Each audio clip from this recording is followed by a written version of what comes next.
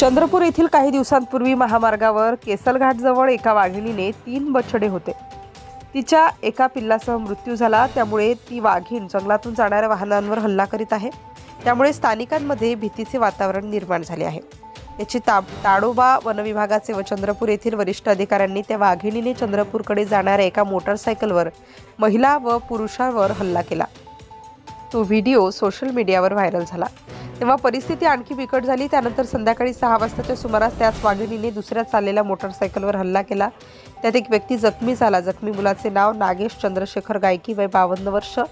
त्याला जिल्ह्यातील चिमूर तहसीलमधील खंबाळा येथील रहिवासी आहे. चंद्रपूर महामार्गावर भटकणारी आक्रमक वाघीण पकडण्यासाठी आणि सार्वजनिक सुरक्षित विचार करून वनविभागाने तात्काळ पावले उचलत, कारण की तिचं पिल्लू तिला दिसत नाही म्हणून ती आपलं बाळ गमावल्यानंतर वाघीण झाली.